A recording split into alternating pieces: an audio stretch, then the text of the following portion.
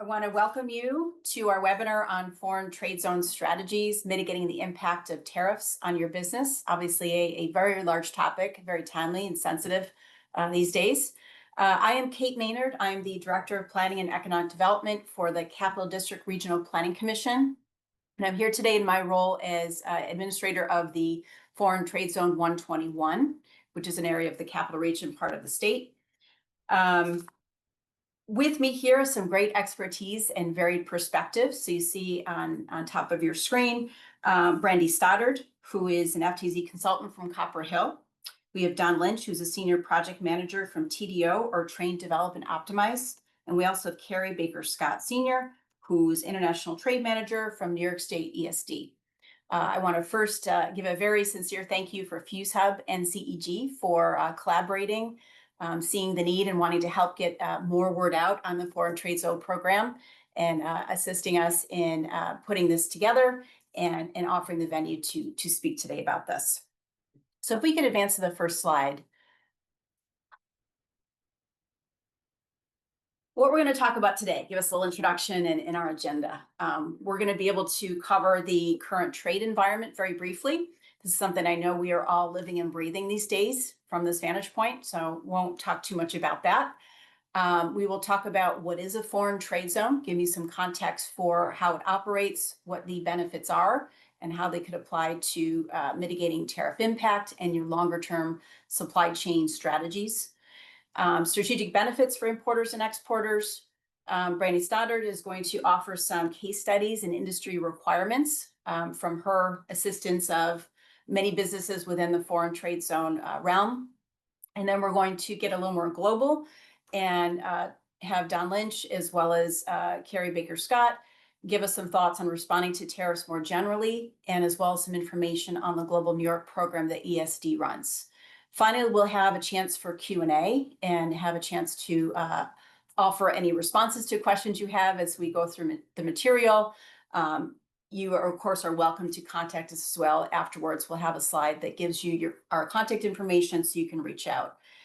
For the Q&A, if you can please put any questions you have in the Q&A, we'll be monitoring that throughout the presentation and have a chance to get those questions responded to either in the moment or afterwards if we have your information. Can you please advance to the next slide? So in terms of where we're at today, I don't think, again, we need to say too much. Many companies are living and breathing this situation, but just a few bullet points. There's been a lot of recent tariff changes. We were just talking about prior to beginning this that the first executive orders that really started issuing the tariffs began in early February. To many, that seems like a lifetime ago. So there's been since then a lot of changes, a lot of volatility, uncertainty to businesses in terms of whether it's specific commodity focused or country focused, the tariffs, as well as changes throughout. That, of course, has led to an impact on either real or perceived or future concern for manufacturing and distribution costs increases there, as well as additional pressures on your working capital and your competitiveness within that international framework. We will be, excuse me, if you can go to the next slide. Speaking about foreign trade zones, I'm going to leave the definition and delving into the program to Brandy, who is going to follow me. But the foreign trade zones is a federal program. There are hundreds of foreign trade zones across the U.S. Here's a map that provides some definition of where they are with the blue squares there. Within New York State, we actually have 14 different foreign trade zones. For those of you on today, I think we have some representation from around New York State. If you even have a question as to what your foreign trade zone may be, you can pop that in the Q&A. And I actually have a list pulled up that I can provide some follow-up to you on. Just put your county, for example, that you're in, what foreign trade zone you have that's relevant for you. You can go to the next slide, please. This is a map of the foreign trade zone that CDRPC that we administer as grantee for the area. It is actually the largest in New York State.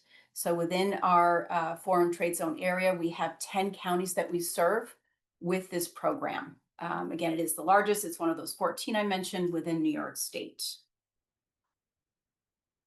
I'm now going to hand things off to Brandy Stoddard from Copper Hill to jump into what FTZs are and how they work. So Brandy, please take it away.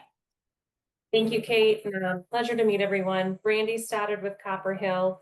A little bit about my background. So I've been in the FTZ space now for almost 15 years. My entire trade experience has been in the Foreign Trade Zones program. Copper Hill is the largest FTZ service provider in the United States, and I worked very closely with Kate alongside other grantees throughout the United States on the successful designation, activation, implementation, go live of FTZs. So to discuss a little bit more about what a foreign trade zone is, it is a physical site. So if you think about, if you have a warehouse, a distribution center, a manufacturing facility, it is your physical warehouse location. It's specifically designated in or adjacent to a customs port of entry. An FTZ is considered to be outside of the U.S. Customs territory for duty purposes, while within the actual physical territory of the United States. And we'll talk about that a little bit more. But what this allows companies to do is to compete with other foreign competitors. So this program was established during the Great Depression by the Roosevelt administration in 1934 as a way to promote American competitiveness by encouraging companies to maintain or expand their U.S. operations here. Since its introduction by Congress, the U.S. Foreign Trade Zones program has expanded to encompass a lot more, right? So you don't have to be a manufacturer. You can be a distribution center. You can be an e-commerce facility. You could be a cross-docking facility. Maybe goods aren't stored within the four walls for any given period of time. So there's a lot of different benefits. Again, the Foreign Trade Zones program has evolved since 1934, as have trade practices in general. But its primary focus is to stimulate international trade, create jobs, create investment here in the United States. There are hundreds, or if not thousands, of active FTZ users here in the US. So Kate mentioned, there are 14 in the state of New York. That probably encompasses maybe 100 plus of actual companies utilizing the program. And in New York alone, there are, I would say, every industry is represented in the state of New York. So whether you are pharmaceutical, maybe your defense, maybe your manufacturing, maybe your e-commerce, an FTZ is a great fit for any company exploring duty mitigation or duty avoidance strategies, which I think I speak for everyone when I say that's probably at the top of everyone's list right now, is to find a way to mitigate or to avoid some of the high duty rates that companies are seeing and paying because of the recently introduced IEEPA tariffs, but also in response to the Section 301, the Section 232. Recently, de minimis, the 321, that's been eliminated. So companies are starting to look at the Foreign Trade Zones program as a way to help cash, from a cash flow perspective, mitigate some of those duties. You can go to the next slide, please. So we'll talk about, we call these the players, right? So in the FTZ world, there are four major players in the space. So the Foreign Trade Zones grantees, Kate Maynard, FTZ 121, she represents that service area as the grantee. The grantee holds the grant from the FTZ board in DC. Grantees are legal monopolies. So they are the only entity that is legally capable of becoming a foreign trade zone. So we work with grantees to lease out that right to different FTZ operators in the United States. So I'm going to skip down to operator, but an operator would be you, a company who is seeking to become a foreign trade zone, seeking to utilize its benefits. An operator can be anyone from a third-party logistics company. Maybe you're a 3PL and you have 10 users who want to use your foreign trade zone. You as a 3PL would be the operator of the zone. Maybe you're a manufacturer. You might be the sole manufacturer, the sole user, sole operator of your zone. So an operator is any company which is offering the benefits to themselves or other users for the FTZ benefits. The U.S. Foreign Trade Zones Board, they are under the Department of Commerce. They are located right there in Washington, D.C. It is a group of individuals that we as consultants, maybe you as operators, communicate through the grantee to become designated as a foreign trade zone. So there are different steps to becoming a FTZ, and working with the grantee and the FTZ board is kind of step one. So if you think about it this way, if I want to become an FTZ, I contact Kate, we prepare applications, we then submit those applications to the FTZ board for approval. There are a few other reasons that we would work with the U.S. Foreign Trade Zones Board in D.C. One of them being if I want to maybe do manufacturing in my foreign trade zone, if I'm changing the HTS at the 6-digit level, the FTZ board considers that to be production or manufacturing, which needs to be approved by the Foreign Trade Zones Board before that manufacturing can occur. And finally, U.S. Customs and Border Protection. U.S. Customs and Border Protection, or CBP, they provide the legal and regulatory oversight of the FTZs. So Customs plays a very, very pivotal role in the success of the FTZ program, because if we don't have Customs support of our FTZ, we cannot become an FTZ. So it's very important that Customs is on the same page as the FTZs, the grantees, that we're all working together to make sure the program is successful and can offer benefits to FTZs, potential FTZ users that would like to utilize its benefits. Can you go to the next slide, please? So this is just a representation, just so we can all level set with each other on what happens to merchandise that's sent to a foreign trade zone. So let's say I have goods that are being imported into the United States. They might be imported through the Port of Portland, Oregon, for this example, which is my U.S. port of unlading. My FTZ, on the other hand, is located in Phoenix, Arizona. So my goods are imported from a shipping container. They are transported down to my FTZ via a trucker. From there, my goods can be stored in the FTZ. They could be manufactured, relabeled, cleaned. There's really no limitation on what can be done inside of my foreign trade zone.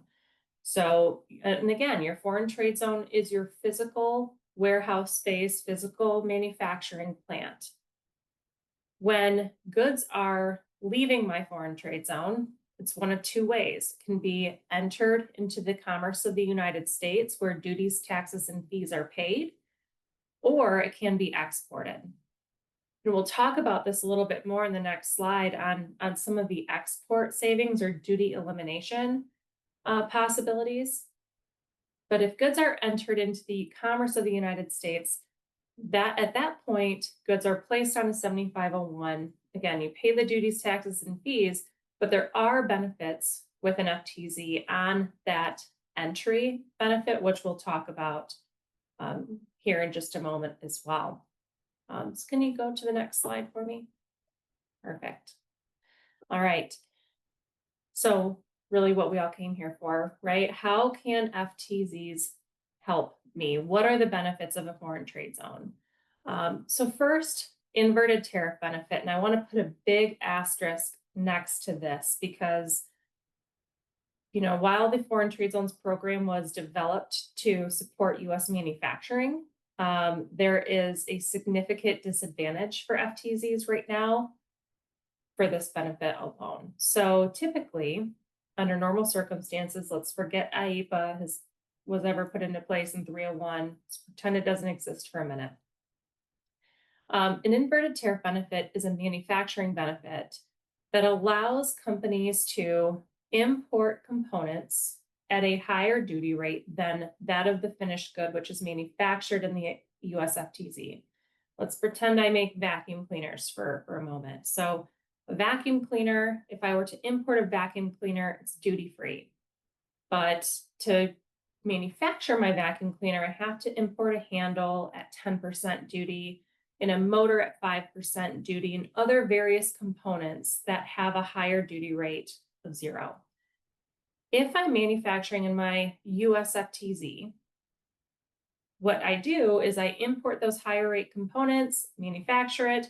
When it leaves and enters the commerce of the United States, I invert my component tariff rate to that of my finished good. So now I just pay 0% duty on all of my components that went into that manufacturing. Now let's reintroduce 301 and IEPA. That's no longer a benefit because of a zone status requirement. FTZs right now are required to admit product in what's called privileged foreign status. So right now, this isn't necessarily so much of a benefit, but I'd be happy to answer more questions if you have questions regarding this. Cash flow savings. This is a huge benefit right now for FTZs. So cash flow savings, kind of one of two things here. So there's the deferral benefit, and deferral meaning it's not a hard savings. It's a delaying of your payment of your US customs, duties, taxes, and fees until goods leave your foreign trade zone and enter the commerce of the United States. So today you might be making entry, port of unlading, goods move to your warehouse where they may be stored for years, or until they're sold to your customer. The cash flow savings benefit means that as long as goods are stored outside of US Customs territory for duty purposes, I'm keeping that money in my interest-bearing account. So where the second half of this comes into play is a cash flow benefit in terms of cost of capital savings. So if I have a cost of capital percentage rate of 8% and my goods are stored in my warehouse for at least a year, I am saving. I'm not only saving money, I'm making money on my money, because where I would have paid duties, taxes, and fees, my money is now in that interest-bearing account earning money. The reduced fees paid to customs house brokers and the MPF savings benefit kind of follow the same path. So in today's normal circumstances, every time a container is brought into the United States, an entry is made on that container. Or maybe you're making entry on your house bill of lading or your master bill of lading level. But regardless, you're making payment, you're filing an entry every time goods come into the US. In an FTZ scenario, we have what's called weekly entry benefit. So although goods may be freely moving from your US FTZ, when I say freely moving from your FTZ, I'm meaning originating in your FTZ, leaving for the commerce of the United States. And that, again, that move is freely, but I only file an entry one time per week. So where your reduced fees from your customs house broker comes into play is maybe you pay your broker $100 per entry, and you might be filing 10 entries per day. Go from filing those 10 entries per day to 1 per week. So that there's a large savings potential there. But the larger savings with the weekly entry comes from MPF. So MPF is merchandise processing fees. These are fees that are assessed on each and every entry. There's a minimum MPF and a maximum MPF. I think the maximum right now is still $614.35. I anticipate that's going to be updated either in July or October. But MPF, let's say you have a shipment that's valued over $270,000. It's kind of the magic number. You're probably maxing out. So maybe you're paying $614 10 times per day. But in an FTZ scenario, you will pay $614 one time per week.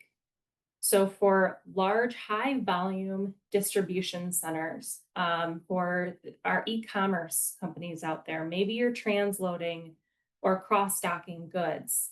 This is a huge savings potential that's available to US FTZs right now. In fact, this is sometimes the largest savings benefit for US manufacturers, and especially in today's environment, where inverted tariff benefit isn't necessarily a large savings potential for us. So MPF is huge. It can be calculated quite easily. So if you import and you file a lot of entries, an FTZ would absolutely be of benefit for you. And finally, the reduction on your import tax on exports and scrap. Exports and scrap are 100% duty avoidance. So if I bring items into my FTZ and ship them out of the United States, I'm avoiding all duties, taxes, and fees to the US government. So obviously, this is huge for companies who are not only manufacturing and exporting, but just distribution. When you're manufacturing, there's a couple of caveats, depending on where you're exporting to because of the USMCA rules. So depending on where goods are going to, if you're a manufacturer, normally this is 100% duty avoidance. Can you go to the next slide for me? There's a lot to consider when you are considering a foreign trade zone. So your site selection, your designation process, this can change slightly with every grantee service area customs port. I would say most grantees have a little bit of uniqueness about them. There's not one size fits all type model here. Same with the customs activation requirements. Different ports have different requirements, whether that's from a physical security standard, maybe there's a reporting standard. That can certainly change depending on where you're physically located. Your record keeping and inventory tracking and software, what makes FTZs a little unique is you do need to operate the zone in an accounting FIFO methodology. So oftentimes your ERP, your WMS just simply does not have the capability to process FTZ transactions as they're required to be processed by the regulations. So an inventory tracking software is required. Obviously, staffing, operational structure is very important. You want to make sure that the folks on site, handling the merchandise, understand the implications. I could not stress this enough. The success of your FTZ, while it does, your software plays a certain pivotal role there, the folks that are handling the merchandise, conducting the transactions, they're driving that process. So it's very important that they understand what requirements exist on their behalf. Now, timeline and typical costs, this obviously can fluctuate depending on where you're at, where you're located, what service area you're in or not within. And costs can vary as well. Sometimes you might look at a site and they're already in a designated space. You might have a good relationship with customs in that port of entry, so things can go much quicker. And when things go quicker, costs typically are kept fairly low. Let me go to the next slide. And I wanted to give a few examples of FTZs, and I'll be quick here, but our first one is an automotive manufacturer for 1.2 million in annual duty savings. Their typical savings are inverted tariff, MPF, and scrap. So obviously inverted tariff right now is almost zero. But even with their MPF savings, they're still at 1.2 million.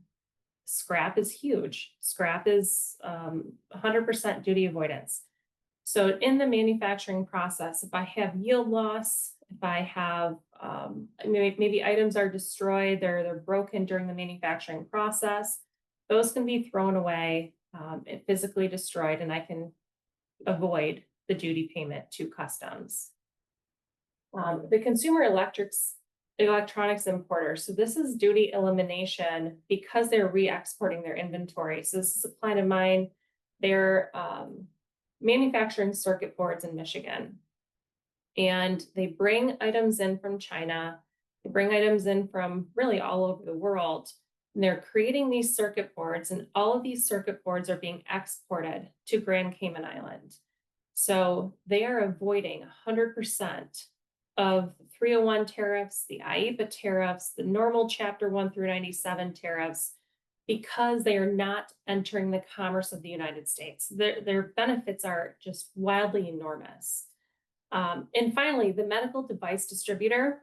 This is interesting because they actually don't have any financial benefit whatsoever, but they are waiting on FDA approval for their medical devices. So what they've done is they've activated their foreign trade zone. They have imported, right? No entry has been made, but they've brought the medical devices here to the United States, and they're waiting on FDA approval. So as soon as FDA approval is received, they can be shipped out to their patients or to the medical providers and it's purely operational. So while there is a deferred duty, and again, deferral is different than hard savings. Deferral is what will eventually pay to customs. There is a deferral benefit there, but truly it's an optimized inventory flow benefit. It's a logistical supply chain benefit. Because they're here in the United States, they're able to go out to those companies much faster to make sure that they can be utilized as soon as FDA approval is received. So while FTZ benefits vary greatly, there are some states where maybe, and I'll mention them, Arizona, Kentucky, and Texas, they have different benefits that I have not talked about.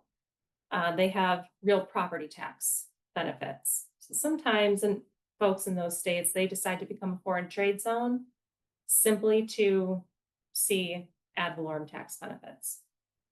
So a lot of different benefits, whether they're operational, financial, they do vary greatly. Let me go to the next slide. And I will pass it over to Don. Thank you, Brandy. Very informative talk. So thank you for sharing that information. My name is Don Lynch. I'm with TDO, which is one of the MEP centers here in New York State. I have, before joining the MEP network a couple of years ago, I've got over 30 years of manufacturing and supply chain experience. So happy to share a few perspectives here as we transition into some thoughts about how to manage the uncertainty that we're all dealing with right now with a large number of tariff changes.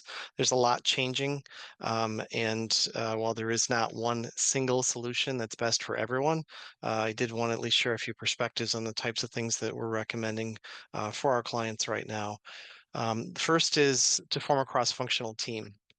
Changes to your inputs in the form of increased costs for your imported goods will have an impact on a lot of different parts of your organization. So we recommend forming a cross-functional team for folks that are going to see the impact of those changes. Purchasing, finance, and even on the sales and marketing side, because those cost inputs may have an impact on your margins, and that may result in some evaluation of what types of actions you can or should consider taking to protect your margins on the sales and marketing side.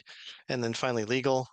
There are some decisions and evaluations that may happen as you get into an active management process for this, and your legal counsel will likely have some valuable insight as you take a look at different options.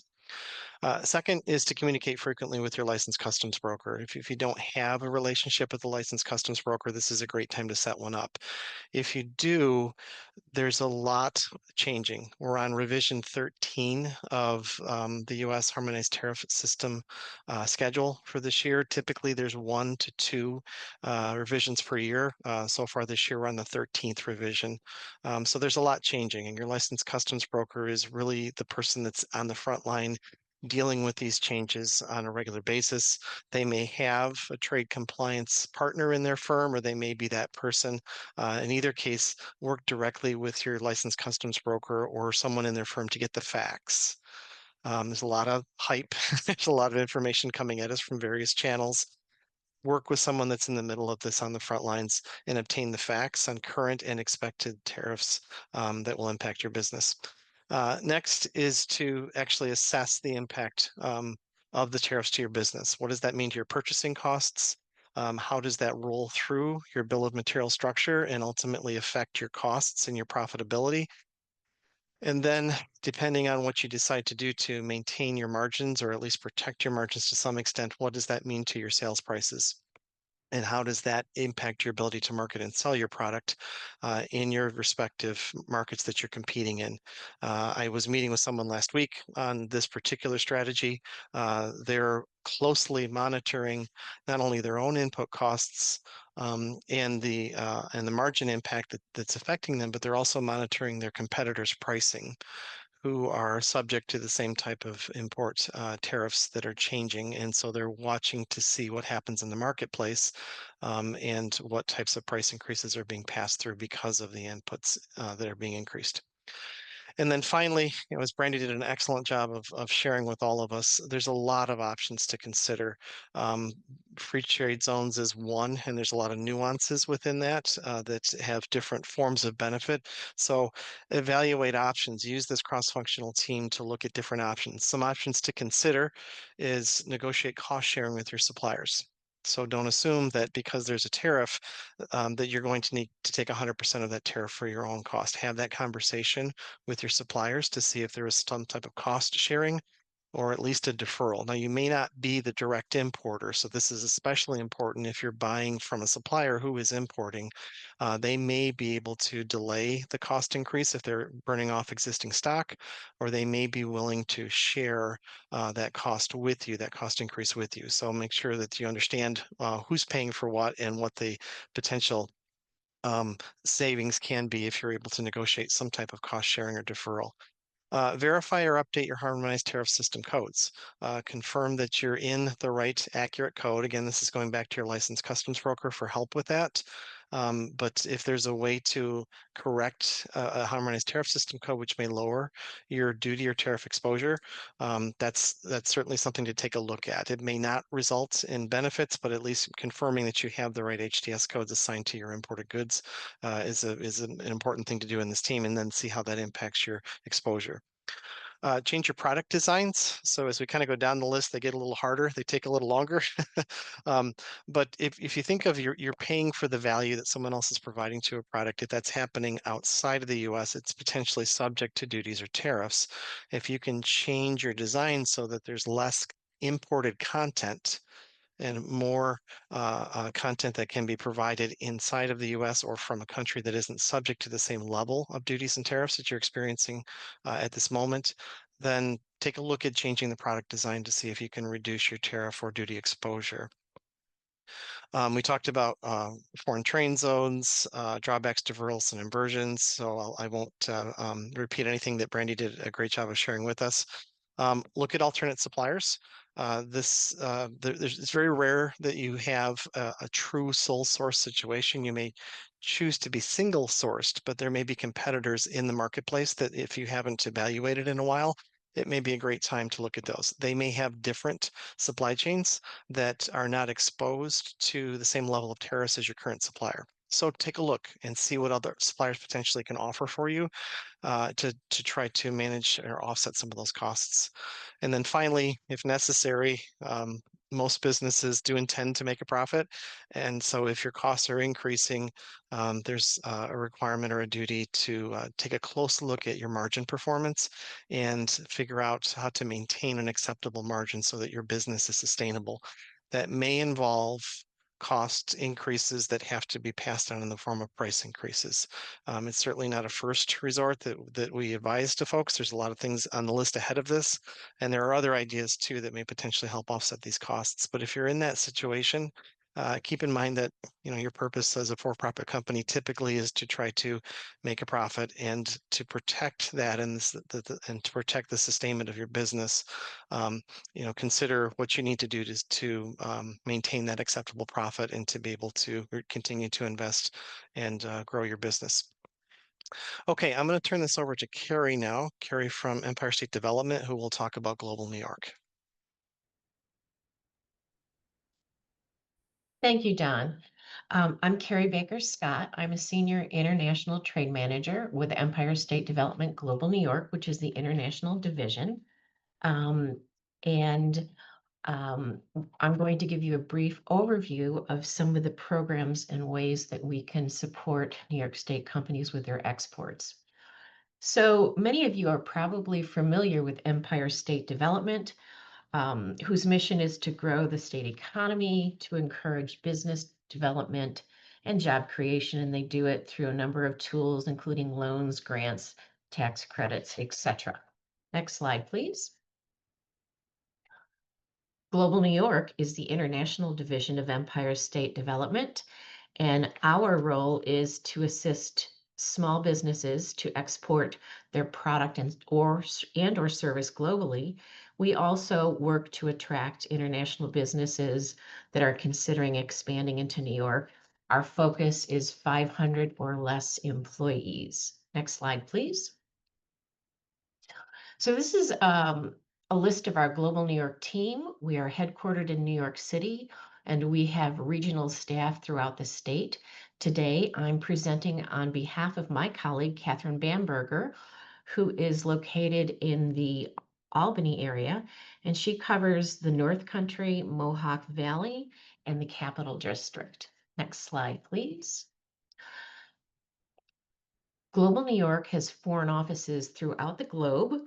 We're very pleased that we've recently expanded our reach, covering the Middle East and the Pan-Asia region. Next slide, please. We have three main programs that I'm going to just highlight briefly. Our Export Marketing Assistance Service, or EMAS, our State Trade Expansion Program, or STEP, and the Global New York Grant Program. Next, please. So our Export Marketing Assistance Service program is really our foundational program.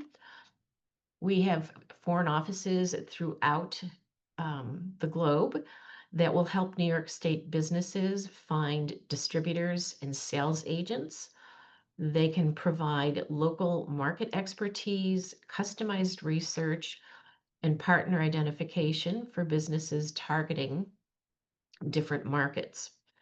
And one of the nice things about this in particular is that it is a no-cost service for New York State companies. Next slide, please. So we can assist businesses in multiple regions around the world. A company has the ability to choose up to 3 markets with which to interface and explore with our foreign offices per year. They'll receive tailored advice and they'll receive connections with representatives in select markets that the company specifies. Our next program is our State Trade Expansion Program. We are funded through the U.S. Small Business Administration, and companies have the ability to receive up to $10,000 on a reimbursable basis. That's grant funding per year for activities involved helping them export, and the grants are awarded on a 50-50 basis. So we will cover up to 50% of total eligible costs. And we are looking for companies that have 51% US content in their product. Next, please. So the activities that we can cover include financial assistance award for travel, subscription service for the U.S. Department of Commerce, export training workshops. We can reimburse for exhibiting at international or qualified domestic trade shows, website content and foreign language translation, developing an international marketing campaign, hiring a consultant service, or doing compliance testing for your product. And then, of course, we can assist with the export insurance premium reimbursement through Ex-Im Bank. Our third program is our Global New York Grant Program, and this is eligible for both for-profit companies and not-for-profit companies. The grants for for-profit companies can range from $7,500 to $25,000 with a 50% cash match. We're looking for companies that have 51% product value added in New York State. And eligible activities include market customization, trade shows, trade missions, that's exhibiting, export education, product adaptation, and market certification. Not-for-profit organizations can also apply for funding between $7,500 and $100,000. And we require a 25% cash or in-kind match. We're looking for not-for-profit organizations that have experience with export activities, and eligible activities include trade shows, trade mission, conducting export education, and export consulting. We are very happy to announce that in September, we are having our Foreign Office Roadshow. We'll be starting in Long Island on September 3rd, and we will be making presentations in each of our 10 regions and ending in Buffalo on September 11th. This is an excellent opportunity to join us to hear a brief presentation on industry sectors that are great for New York State companies to export to by our directors, commenting on doing business in their respective region and country. And then we will be scheduling one-on-one meetings with regional representatives from the offices. So thank you so much for my presentation. You'll see that my contact information is listed along with Catherine, Kate, Brandy, Don, and Ellen Davis. Thanks, Carrie, and thanks, Brandy and Don, for great information. I think we covered a lot in terms of perspectives and in kind of our varied expertise. We've got some great questions in the Q&A that I'd like to start with. There were some that I answered initially in terms of what FTZ area am I within. So hopefully you got those answers responded to or looked at. Sorry, I'm trying to do two things at once. So before we leave, Carrie, your presentation, a question came in from R. James. Global New York's focus in companies 500 or less. Does this mean they do not work with larger companies? Maybe you could answer that one, and then we'll go back to some earlier questions. Correct. Our focus is on technically small, medium-sized businesses, which are defined as companies with 500 or less employees. Is there any guidance if you're larger scale than that, where they should turn? Well, I would say contact the international trade managers, and we would be more than happy to refer you to any appropriate resources. Okay, thanks, Carrie. We have a question from Sylvia Martini. Greetings from California. Greetings back to you from the other side of the coast, or the other coast. Your question was, which products cannot be warehoused in a free trade zone? Brandy, maybe you can take this one, the more technical ones. Yeah, absolutely. It kind of depends. So there's really no restriction on what can be stored. The trick is during the activation process is to explain to customs what your intent is. So what I see a lot is a 3PL seeks to become an FTZ. They go through the activation. Maybe initially they were an FTZ for a textile clothing company, but now they have an ammunition company coming in that wants to use the zone. They can absolutely use the zone, but you do need to have a conversation with customs before you start changing the type of merchandise that you admit. So while there's no actual restriction on the type of merchandise, customs does need to be made aware of any changes to the merchandise that will enter your zone. So we see liquor, tobacco, arms, defense, right? So really anything, food, that sort of thing. All right, thanks, Brandy. Second question, Jackson Maloney asks, is there a central database or any other way to find suppliers using FTZs? There Maybe. is. Somewhat. I guess I will say yes and no. So the U.S. Foreign Trade Zone, the board, has a website. I pronounce it OFIS. Some people call it Office. It's OFIS. You can go onto that website and look up the different companies that are utilizing the Foreign Trade Zones program. The struggle, though, is that not all FTZs are listed, because you may have one, let's say it's a magnet site, or let's say it's an industrial park that designated the site. They might have 20 different users with 20 different companies operating within that industrial park. So while you only see the industrial park listed there, you won't necessarily be able to see if your suppliers are FTZs. Now, with what customs used to put out there, they no longer do, was a US firms code list. A firms code is a 4-digit code that customs recognizes as an address, if you will. It's almost like a social security number of a physical space. That used to indicate every foreign trade zone that was activated. Again, that's no longer out there. But what I do see the OFIS website being used for is to see if your competitors are foreign trade zones. You can look up, there's a production database.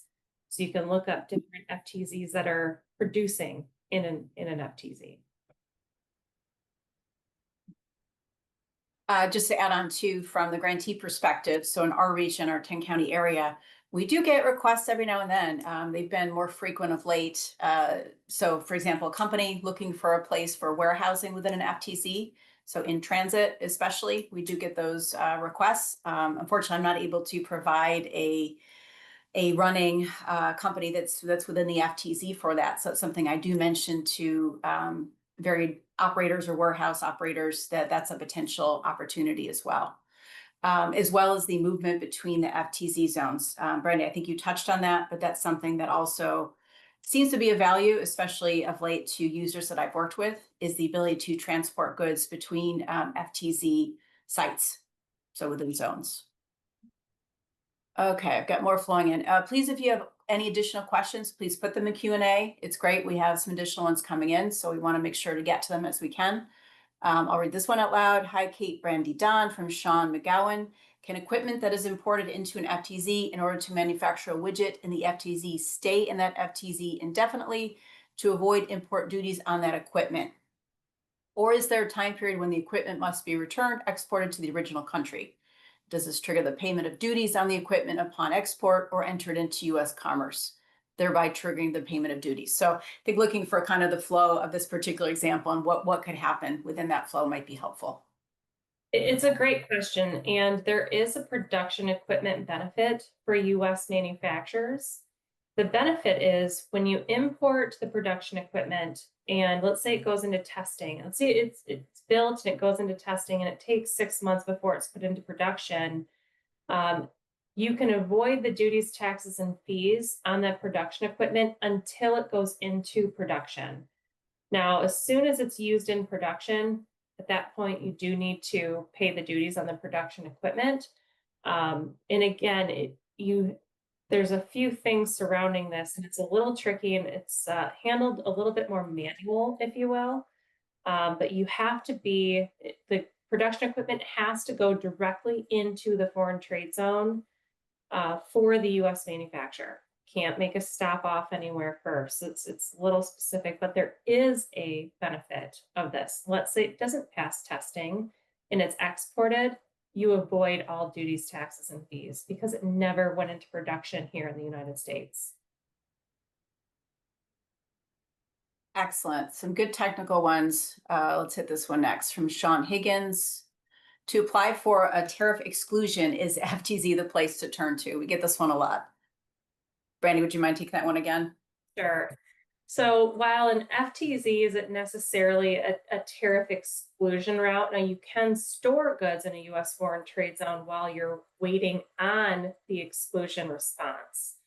So an FTZ is really just a way to mitigate the tariffs that are in place. Now, the trick here, and let's say you do get an exclusion, but just for conversation purposes, in today's world, if you import goods or admit goods to a U.S. foreign trade zone that is subject to a IEEPA 301 and it's locked in and privileged foreign status, that duty rate cannot be abandoned, meaning if goods enter the commerce of the United States, you are still subject to the original duty rate that was in effect on the date it was admitted to your zone. So if you admit goods to your foreign trade zone, and let's say 6 months down the road, maybe you do get an exclusion, or maybe the tariffs are eliminated completely, the U.S. Foreign Trade Zones program does not allow you to take advantage of the lower duty rate, if that makes sense. So that is, I would say, I don't want to call it a downside because I don't necessarily see tariffs improving in the near future, right? So, but that's more of a bonded warehouse case, if you will, rather than an FTZ case. It's like you planned that segue, Brandy, because the next question is, can you please mention the advantages of bonded warehouses versus foreign trade zone or the differences? Yeah, great question. Bonded warehouses are very strict in nature. So the regulations are much more stringent. What you cannot do in a bonded warehouse is outlined to a T, whereas FTZs are much more flexible. They allow for manufacturing, repackaging, relabeling. Goods that are commercially identical don't necessarily need to follow a physical FIFO movement as they do in a bonded warehouse. Bonded warehouses also have time limit restrictions. The maximum amount of time you can leave goods in a bonded warehouse is 5 years. Whereas in an FTZ, there's an unlimited amount of time where you can store goods. But on the flip side, the benefit of a bonded warehouse is that if you do bring in items, say they're subject to the IEEPA, the fentanyl tariffs and 301, as when they're stored in the bonded warehouse, if some of those tariffs are eliminated, the duty is assessed on the date that it's being removed from the warehouse and being entered into U.S. commerce.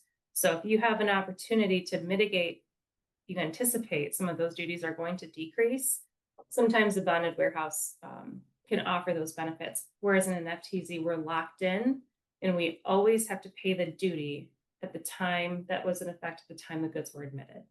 So there's a lot more out there in terms of FTZ versus bonded warehouse, way too much to cover in just a few minutes time, but I do have some good resources and some good comparison charts if that's something you're interested in seeing. It is beneficial to identify the pros and cons of each program. Finally, the last question we currently have is from Michael McGillen. Can a greenhouse company producing food be located in an FTZ? Absolutely. So when we start talking about FDA regulated products in an FTZ, there's a couple of things to consider. Obviously, food is regulated, it's flagged for FDA reporting. So the weekly entry benefit, while you still can have weekly entry benefit, we have to apply for that through the FDA. Reason being is as the weekly entry benefit, you're filing the entry after goods have left the zone. Now, when goods are subject to FDA, the FDA wants the opportunity to inspect that product. So by going through the FDA weekly entry filing amendable application, they're waiving their right to inspection. So that's why there is that application process. But FDA regulated products can absolutely enter an FTZ at any time. It's on the removal from an FTZ into US commerce where the FDA would have to approve that on a weekly basis. Now, you do not have to operate a foreign trade zone with weekly entry. You could operate an FTZ and file an entry every time goods leave. But let's say your food product is ultimately exported and there's no reporting, there's no application necessary to the FDA. So you can actually avoid that. So we'd have to look at that on a case-by-case basis. But yes, there's no restriction on food, on anything regulated by the FDA. All items can enter a zone. One final doubling back question. So in providing the relevant FTZs to some of the folks here, there was one Wyoming County that it does not look like it's affiliated within a current FTZ zone. Can you provide a sense of what that particular entity or company should do if they're within an area that doesn't have a current FTZ designated zone? And it's a really great question, because regardless of where you are in the United States, whether you're at the port or in the middle of a cornfield, you can become an FTZ. So if you do not see your county listed on the FTZ board or OFIS website or on your grantee's website, you can still become a foreign trade zone. The process to become a foreign trade zone, the timelines are just a little bit more extended. So grantees that have reorganized under the alternative site framework have a more of a fast-tracked way of becoming an FTZ. It's the timelines are much faster. In fact, you can become an FTZ designated in 30 days or under in most cases. But if your county is not listed, you can still become an FTZ. You have to work with the grantee that's closest to that area. Sometimes that's just, pick up the phone and you could call Kate and say, hey, Kate, here's my address. Can you support this? Would you support it? And sometimes Kate might say, yep, absolutely. And sometimes she might say, you know what, there's not actually another grantee that's closer to you. I'm going to put you in contact with them. So FTZs are a small community. We all work together very closely. So if it's ever in question, reach out, right? But there's no, I guess while there are some limitations depending on how far away you are from a customs port of entry, there's oftentimes a grantee willing to support that application. Thanks, Brandy. With that, it's 10:59. We are almost dead on within our confines of the hour, which to me never happens. So I want to offer for our panelists, is there anything in addition you'd like to offer in closing for our audience?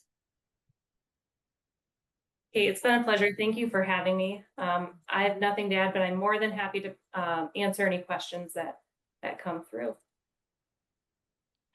I Yeah, appreciate you. Go ahead, Don. Just gonna say likewise. It was a pleasure being part of this presentation, and I am happy to follow up with any questions anyone might have on Empire State Development Global New York programs. Excellent. I want to thank our panelists and some great presentations, as well as Fuse Hub and CEG for pulling this session together. We very much hope it's been helpful to the audience. I was watching the attendance and it held steady for quite some time. So hopefully this material is of interest to you, whether it's tidbits at a more general level or the functionality of an FTZ. Please, if you're a business who is kicking the tires on the concept of joining an FTZ, please follow up, contact us. As Brandy mentioned, we are a small community. We're very happy to help or guide you to the right place if it's not ourselves that is the generous or the making sense next step.